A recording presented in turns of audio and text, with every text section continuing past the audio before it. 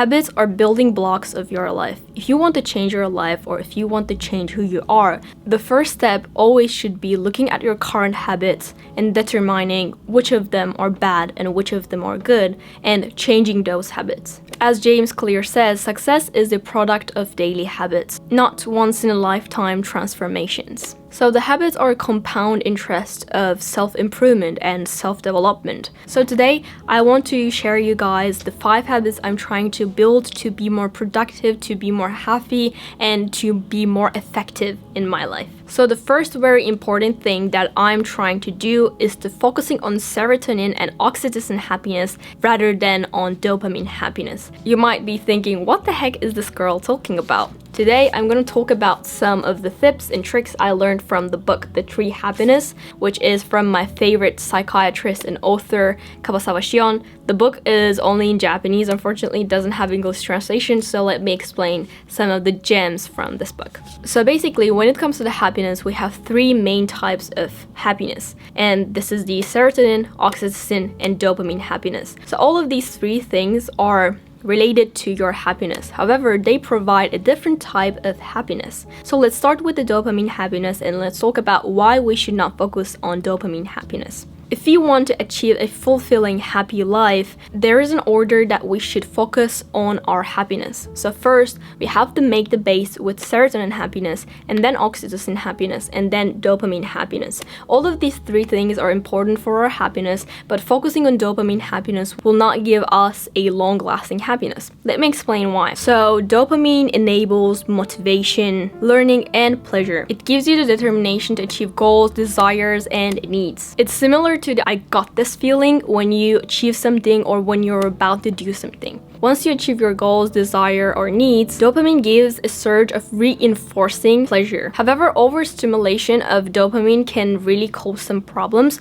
because it's usually tied with building bad habits, and also dopamine is naturally really addicting. The other problem with dopamine is that it's not long-lasting when it's compared to the serotonin and oxytocin happiness. So after it decreases, and since it's addictive, you want more dopamine. So you will need more money, more fame, more gambling, more drugs in order to maintain that level. And with the time, also, your threshold will increase too, so you will need more dopamine to get to this happiness. So if you would focus on dopamine happiness rather than on oxytocin and serotonin, it will cause a lot of problems and it will result in bad habits. Therefore, we should focus more on serotonin and oxytocin happiness, which are more long-lasting and which are more calming. So the first building block of our happiness should be serotonin. The serotonin happiness is tied with well-being and happiness, of course. It's also the mood stabilizer. It's the feeling when you go outside and see the sun. It's like the nice feeling you feel in your body, in your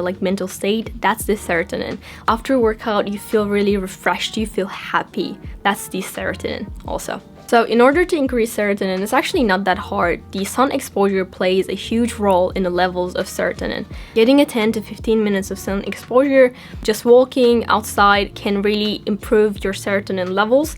Another thing that is crucial when it comes to increasing serotonin levels is that, of course, sleeping. As I said, the serotonin happiness tied with well-being, so your physical and mental state is really important to increase your serotonin levels. Therefore, you should get at least 7 to 8 hours of good amount of good quality sleep, and in order to do that, I track my sleep with my Apple Watch and with also my Oura Ring. I use Oura Ring because it's much accurate compared to the Apple Watch when it comes to tracking sleep, so I really recommend. I will link it down below so that you guys can check it out. When you track your sleep, it's not that it increases your sleep whatsoever, but with the time, since you track it, you kind of start to think oh, I didn't get my sleep well last night, so maybe I should focus on my sleep more this night. So it really encouraged me to sleep more, and after buying Oura Ring, I'm sleeping more regularly, and I think my sleep levels really increased. The third thing I'm focusing on in order to increase my serotonin happiness is that eating foods such as bananas, eggs, omega-3 fish, nuts and seeds, leafy greens, and probiotics. All of these foods are scientifically proven that it increases serotonin, and make sure that I eat those foods more regularly. regularly. So let's talk about the oxytocin happiness. Oxytocin gives a feeling of trust, motivates you to build intimate relationships and sustain them. It's also known as the cuddle/love hormone because it's most of the time released when you are connecting with another person, or let's say animal or something,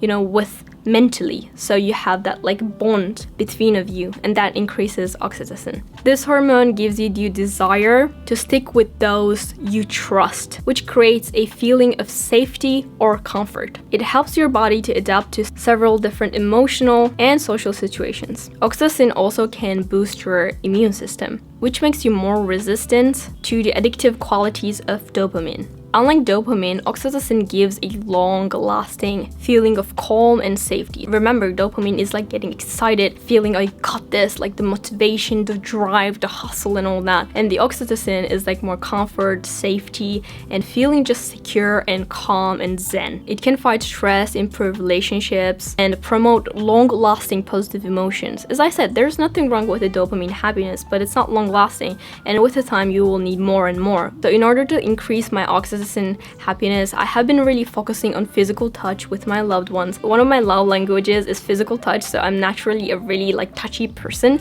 I would like to hug my mom, my friends, the people I love, my dad, and tell them I love you, like I appreciate you. Like whenever I talk with my friends, I make sure that I tell them that I love them and I appreciate them, and I'm really glad that I'm there in my life, because those things reminds me that how much and why I like them. And it also increases my oxytocin levels, but also it increases the other person's oxytocin levels too. So by telling your love, you can make yourself happy as well as others. So the cuddling, physical touch, making eye contact, and even shaking hands can increase your oxytocin. So make sure in Japan, physical touch is not really a part of culture, but I do not really care about it. Like I hug my Japanese grandma and she loves it. So make sure that you're cuddling with your loved ones, showing your love with physical touch, making sure that they know that you appreciate them. Because you don't know when somebody will pass away, so it's always better to show your love when they're alive.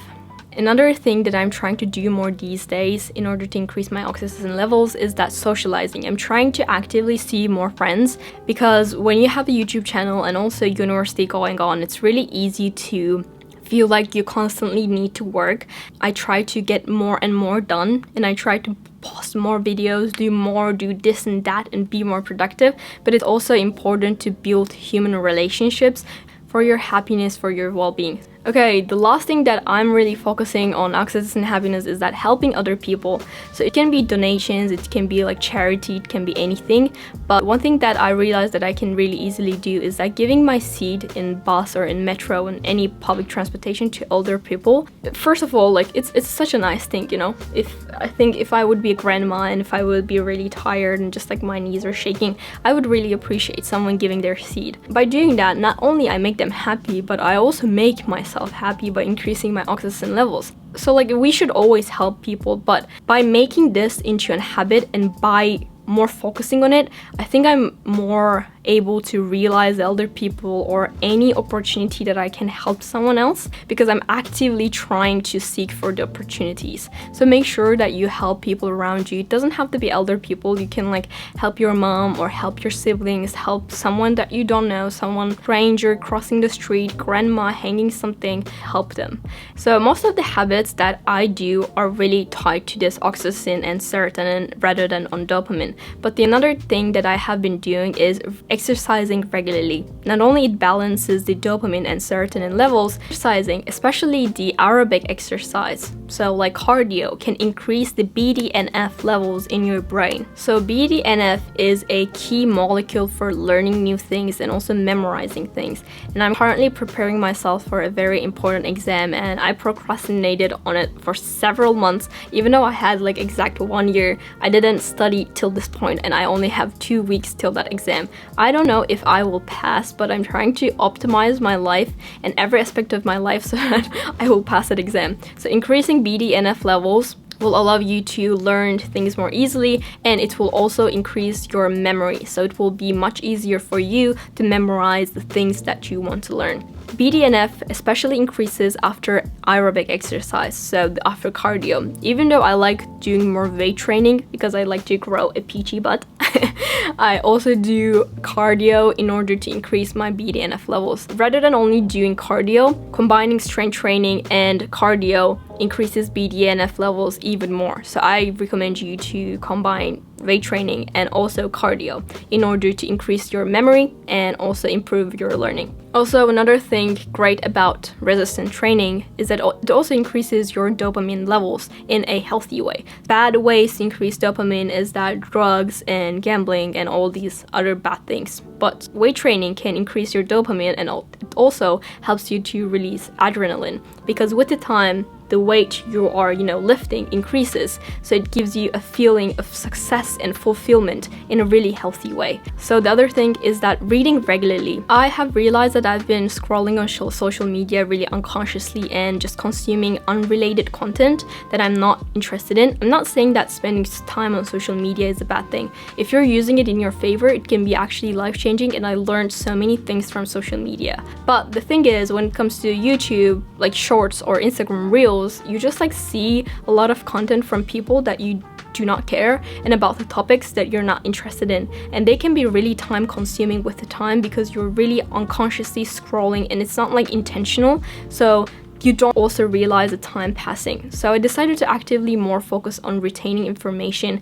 and just focusing on the things that I would like to learn. I try to read more books using Kindle Oasis. My brother gifted me a Kindle Oasis, and it's probably the best gift I've ever received. It is so comfortable to read, and it's just so nice, and it makes the reading experience just so nice. By reading books, I think I have been reading an hour or 2 hours per day on reading, because I was scrolling on social media for hours, 5 hours a day, and I decided to shift it to reading. So now I'm reading at least an hour every day, and it just allows me to expand my knowledge, and I feel like I can create more interesting videos. And since then, my creativity and productivity really increased because I'm getting inspired by people who I really, really respect. It makes me more intentional about the things, and I feel like my knowledge is expanding on the topics that I'm really interested in. Another way you can expand your knowledge is using Skillshare. Skillshare is an online learning community with thousands of classes and members across 150 countries who came together to find inspiration and take their creativity journey to the next level. Have a specific skill you want to learn? Skillshare is a perfect place to start. From productivity to making YouTube videos to cooking to well-being, everything you want to learn can be found in Skillshare. Want to find a new hobby to spend time more productively? There's so many classes of cooking, drawing, or even classes about how to play piano. Want to learn about storytelling? Check out Thomas Dager's class. Now is the time to do the things that you always wanted to do. I'm also planning to release Skillshare classes at the end of this year, so stay tuned. The first 1,000 people to use the link will get a 1-month free trial of Skillshare. Thank you, Skillshare, for sponsoring this video.